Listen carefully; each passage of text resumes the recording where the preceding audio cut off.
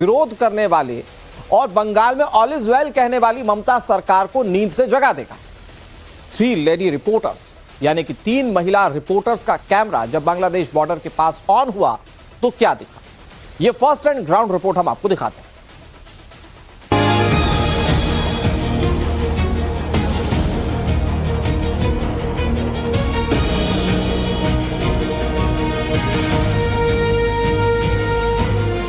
भारत में पहले सीए आया, फिर एनआरसी की बात हुई, लेकिन अवैध बांग्लादेशी घुसपैठिए इतना नहीं डरे जितना डर आज उन्हें वोटर शुद्धिकरण से लग रहा है।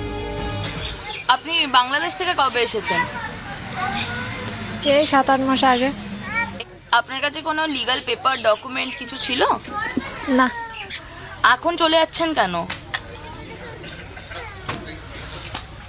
ওই এসআ শুরু হয়েছে এই কারণে চলে যাচ্ছি। तो आप लोग बांग्लादेश से कब आए हो इधर? बहुत दिन आएगा। कितने दिन पहले? 3 बছর हो गया। 3 साल हो गया। तो अभी क्यों वापस जा रहे हो आप लोग? फिर जाएगा, काटमान नहीं करते पारता है, भय लगता है, डर लगता है। डर लग रहा है? नीचे जाने भय आता है। एसआईआर का डर लग रहा है? मकान, दुकान, सामान, जिसे जो समझ आ रहा वही सिर पर उठाए बांग्लादेश भाग रहा।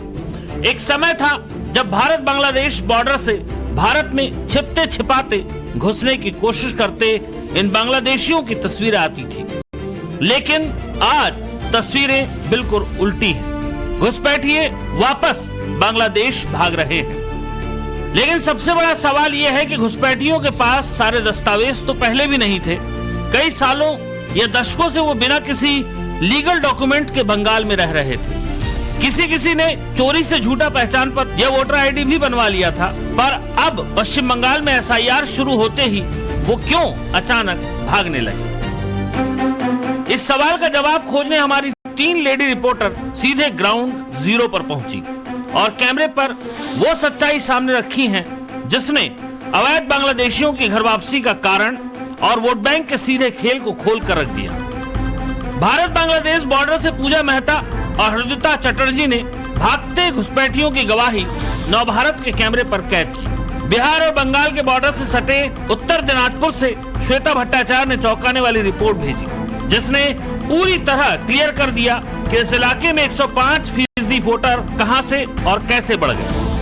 पर सबसे पहले देखिए घुसपैठियों के भागने का वो एपिसेंटर, जहां 4 नवंबर को एसआईआर शुरू होने के तुरंत बाद से अवैध बांग्लादेशियों की भीड़ लगी है। यह है नॉर्थ 24 परगना के स्वरूप नगर का हकीमपुर चेक पोस्ट।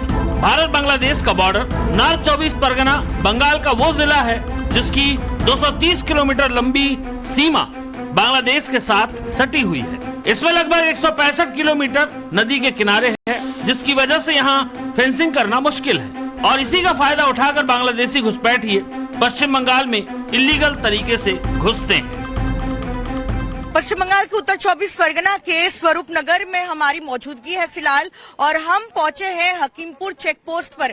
भारत बांग्लादेश की अंतर्राष्ट्रीय सीमा इसी इलाके में है और हम आपको दिखा रहे हैं किस तरह से ये तमाम लोग जो आप हमारे पीछे देख रहे हैं, ये वो बांग्लादेशी नागरिक है जो पश्चिम बंगाल के अलग अलग हिस्सों में अवैध तरीके से रह रहे थे।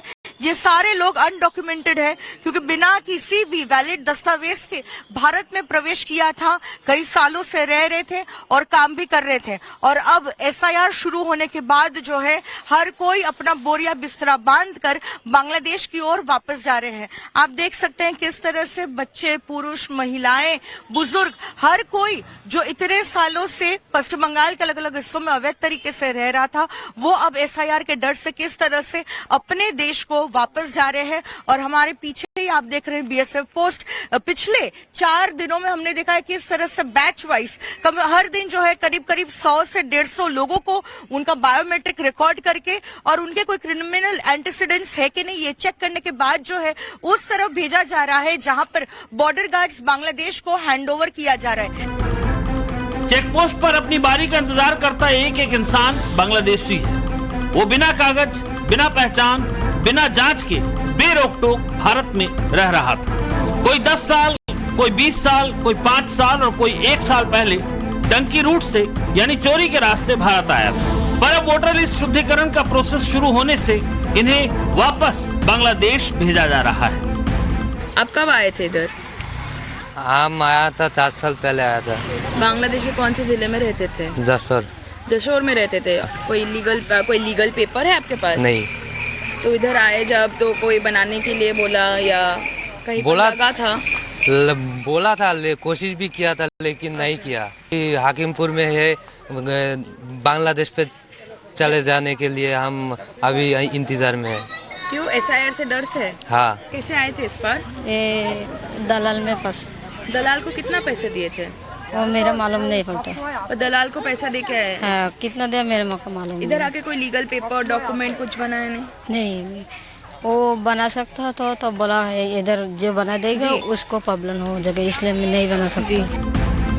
कैमरे पर बांग्लादेशी कबूल रहे हैं कि बिचौलियों को पैसे देकर उन्हें एंट्री मिली। और इतना ही नहीं, भारत आने के बाद इन्होंने वोटर ID और पहचान पत्र बनाने की कोशिश भी की। कुछ के वोटर कार्ड नहीं बने, लेकिन कुछ चोरी छिपे वोटर कार्ड बनाने में कामयाब हो गए।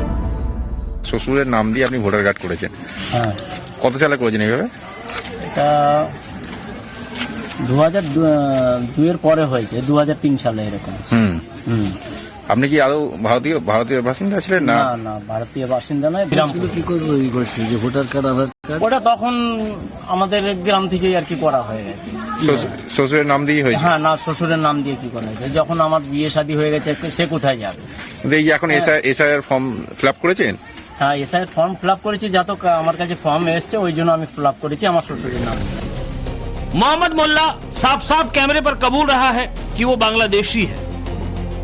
भारत में घुसकर पहले तो उसने शादी की और फिर पिता की जगह ससुर का नाम डलवाकर वोटर कार्ड बनवाया और अब SIR के लिए फॉर्म भी भर चुका है। बीजेपी आरोप लगा रही है कि मोहम्मद मुल्ला वही वोट बैंक है जिसे पहले ममता बनर्जी ने पनाह दी, फिर वोटर बनाया और अब इनका बचाव कर रही है। बिहार प्रथमे समझने नहीं पाया, जब समझा तो उसको नाम काट के बांध दिया था, निकाल दिया था, लेकिन हम लोग पहले से पकड़ा और इसको हम देखेंगे भी। अगर एक भी आदमी का लोग नाम बांध गया तो बीजेपी का गवर्नमेंट तोड़ के छोड़ेंगे। ममता बनर्जी कह रही हैं कि एक वोट भी कटा तो दिल्ली की सत्ता हिला देंगे। वोटर लिस्ट को प्योर बनाने की प्रक्रिया शुरू होने के पहले दिन से ही ममता बनर्जी ने पूरे बंगाल में इसके खिलाफ सियासी संग्राम छेड़ दिया है। चुनाव आयोग को कटघरे में खड़ा करने और पूरे प्रोसेस पर सवाल उठाने के बाद अब पश्चिम बंगाल में TMC BLO की मौत पर सियासत करती दिख रही है।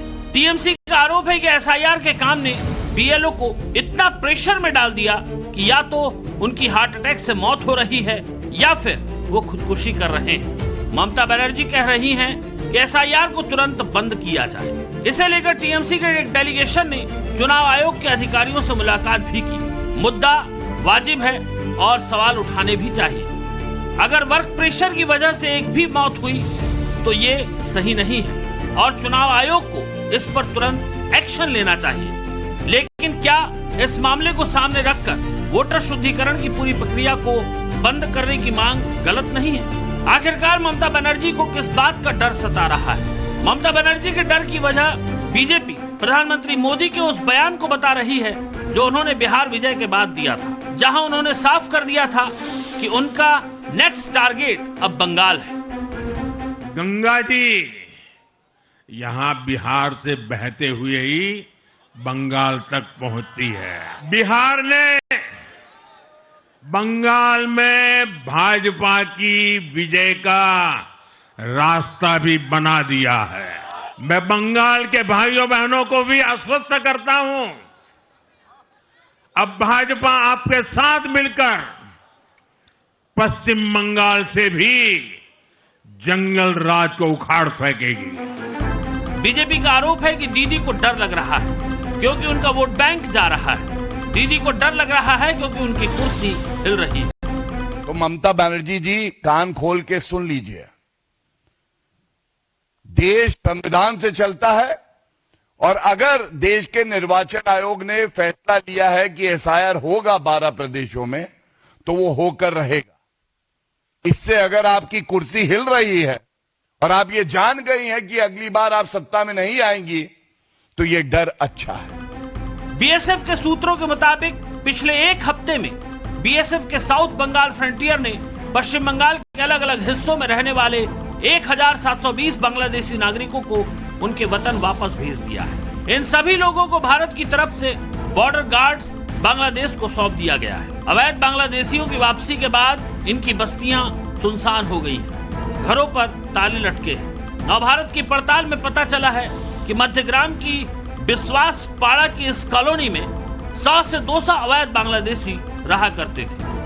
पश्चिम बंगाल के मध्यम ग्राम में अभी हम लोग मौजूद हैं, जहां हम लोग देख सकते हैं ये जो कॉलोनी है वो भी इलीगल तरीके से बांग्लादेशियों ने आके कब्जा किया था और इधर ही वो लोग बसते थे। उन लोग का जो रोजी रोटी था वो यही था, जो कूड़ा है, कूड़ा उठाना, स्वीपिंग का काम, ये सभी उन लोग का रोजी रोटी था। पर ये लोग कैसे रह रहे थे इधर, वही सबसे वाला प्रश्न है। टाइम्स नाउ नवभारत बहुत बार ग्राउंड रिपोर्ट चेक कर चुके हैं, जहां हम लोग को पता चला है कि असली में ये बांग्लादेशियों बस रहा था इधर बंगाल में, बॉर्डर क्रॉस करके आए थे वो लोग और करीब करीब 10 से 20 साल तक ये लोग बसते थे।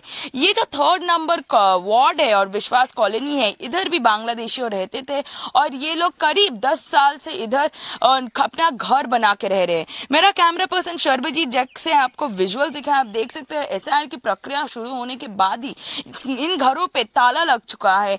ये जो घर है हम लोग के सामने, ये इधर देख सकते हैं इन लोग का जो बिस्तर है, अलमीरा है, फ्रिज, लाइट, जो भी इन लोग की बिलोंगिंग्स थे, ये सब कुछ छोड़ के ये लोग इधर से भाग चुके हैं। ये जो माहौल है डर का, इस डर के माहौल से, पेपर ना होने की वजह से ये जो डर पैदा हुआ है, इसको लेके ये लोग भाग चुका है।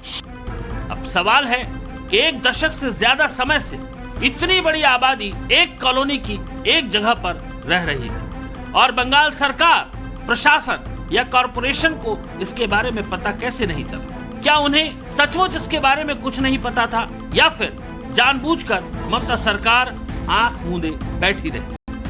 इधर जो कॉलोनी है, जो बस्ती है, इसमें कौन से ज्यादा लोग रहते थे? बांग्लादेश का ज्यादा लोग रहते थे जी। कब आए थे ये लोग? 5 साल है, 5 साल से। 5 साल से ये पूरा बस्ती भर गया था? नहीं, ज्यादा नहीं था, थोड़ा थोड़ा ही था। कितना लोग फिर भी थे इधर? कम से कम 100 ऐसा ही होएगा। कोई पेपर, लीगल डॉक्यूमेंट्स कुछ था इन लोगों के नहीं पास? नहीं, कुछ भी नहीं था। ये लोग कब चले गए और क्यों चले गए? एसआईआर हो रहा ना, इसलिए उन लोग ऐसे ही चले गए। डर से चले गए। ये जो बांग्लादेशी इधर थे, ये लोग कब भाग गए? ये लोग भाग गया, ऐसा ही शुरू हुआ, इसलिए भाग गया। पुरसभा से ऑर्डर दिया, डर से भाग गया। फिर भी कितना टाइम हुआ है जब से ये लोग इधर बसते थे? 5 साल हो गया। 5 साल से इधर ये लोग बसे थे। किसी को पता था? ये पुरसभा को पता था? हाँ, पता तो सभी को था। फिर कोई स्टेप क्यों नहीं लिया गया? इलीगल तरीके से बसते थे तो पता जब था पुरसभा को, कोई स्टेप नहीं लिया गया म्यूनिसिपल से? एक्चुअली बांग्लादेश का लोग तो सारा इंडिया में है, पर सारा इंडिया में, कोलकाता में, सब जगह में बांग्लादेश का लोग है। यानी सच ये था कि बीच शहर में मिनी बांग्लादेश बसा हुआ था और इसकी खबर शासन से लेकर प्रशासन सबको थी, लेकिन फिर भी कोई एक्शन नहीं लिया गया। बांग्लादेशी बिना किसी कागज के दशकों तक यहाँ रहते रहे, पर कोई इनकी पहचान पता करने नहीं पहुंचा। यहाँ तक कि बंगाल में फर्जी आधार कार्ड तालाब में फेंकने की खबरें तक आई। आरोप लगा कि वोट शुद्धिकरण के डर से 3 बोरियों में भरकर फर्जी आधार कार्ड फेंके गए। यानी फर्जी वोटरों का पूरा कच्चा चिट्ठा खोलने के लिए बस इसी एसआईआर प्रक्रिया की जरूरत है। और जैसे ही ये शुरू हुई, एक एक की पहचान सामने आने लगी। अवैध बांग्लादेशी कैसे बंगाल में घुसकर गैर कानूनी तरीके से रह रहे हैं, इसकी सच्चाई वहाँ का बच्चा बच्चा तक जानता है। तुम जो इधर हो अभी, ये जो बस्ती है, इस बस्ती में बांग्लादेशी लोग रहते थे? हाँ। कितने बांग्लादेशी रहते थे इधर? 20 लोग। 100 लोग? 100-200 लोग रहते थे? हाँ। और ये लोग कब भाग गए इधर से? एसआईआर के बाद। क्यों भाग गए वो लोग? एसआईआर जो हो रहा है, इसके लिए वो लोग भाग गए। कब भाग गए? कुछ दिन आगे। 4 नवंबर के बाद से बांग्लादेशियों की वापसी का सिलसिला शुरू हुआ, लेकिन इस बार डर थ्री फोल्ड है। सीए के बाद एनआरसी और अब SIR। इन्हें डर सिर्फ SIR का ही नहीं है बल्कि NRC का भी है। दादा आप लोग कहाँ से आए हो? कोलकाता से आया, अब बांग्लादेशी है। आप बांग्लादेशी हो? हाँ। कब से हो कोलकाता में? 1 साल हो गया। कैसे आए थे? वो आया था, वो चुरा कर आ गया। तो अभी क्यों वापस जा रहे हो? इन्हीं से चालू हो गया, इसलिए हम वापस जाना चाहेंगे। मेरा देश तो यहाँ पे नहीं है जी। मेरा देश बांग्लादेश है, डॉक्यूमेंट्स बांग्लादेश है। हाँ जी। इसलिए हम चला जाएंगे। चुनाव में 2002 में स्पेशल इंटेंसिव रिवीजन के जरिए वोटर लिस्ट की जांच की थी। इसके बाद से पूरे देश में वोटरों के नाम जुड़ते चले गए। बीते 23 साल के दौरान पश्चिम बंगाल में रजिस्टर्ड वोटरों की संख्या 4.58 करोड़ से बढ़कर 7.63 करोड़ हो गई। 2 दशक पहले राज्य में 18 जिले थे, जबकि अभी 23 जिले हैं। भारतीय निर्वाचन आयोग के आंकड़ों के अनुसार इस दौरान बंगाल के 10 जिलों में वोटरों की संख्या में 70% या उससे ज्यादा नए वोटरों के नाम जोड़े गए। इनमें 9 जिले बांग्लादेश के बॉर्डर पर बसे हुए हैं। पश्चिम बंगाल के उत्तर दिनाजपुर में सबसे ज्यादा रिकॉर्ड तोड़ 105.49% वोटर बढ़े। ये बंगाल का वो जिला है जो एक तरफ से बांग्लादेश के बॉर्डर से सटा है और दूसरी तरफ बिहार का बॉर्डर है। यानी बंगाल के रास्ते बिहार और बिहार के रास्ते भारत के दूसरे राज्यों में एंट्री के लिए ये मुफीद रास्ता है। ऐसे सेंसिटिव जोन में वोटरों की संख्या में 105% की बढ़ोतरी अपने आप में कई सवाल खड़े करती है। यही पता करने टाइम्स नाउ नवभारत सीधे ग्राउंड पर पहुंचा।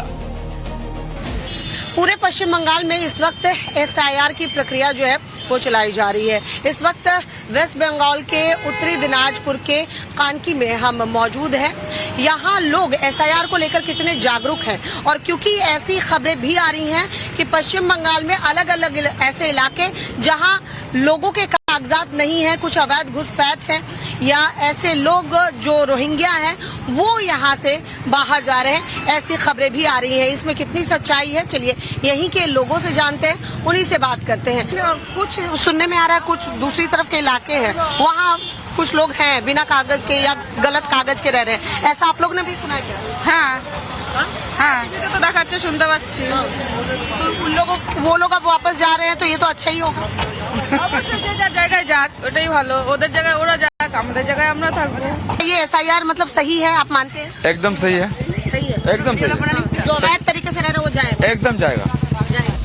ये वो समय था जब अवैध बांग्लादेशी घुसपैठ को बंद करवाने के मुद्दे को लेकर ममता बनर्जी भरी लोकसभा में रोई थी। चर्चा के लिए समय नहीं मिलने के कारण स्पीकर पर कागज फेंक आई थी और बाहर आकर सदन से इस्तीफा तक दे दिया था। आज 2 दशक बाद उन्हीं ममता बनर्जी पर घुसपैठियों को संरक्षण देने और उनके लिए आंसू बहाने का आरोप लग रहा है। बंगाल बांग्लादेश बॉर्डर से पूजा मेहता और हरदिता चटर्जी, उत्तरी दिनाजपुर से श्वेता भट्टाचार्य के साथ bureau report, times now Navbharat.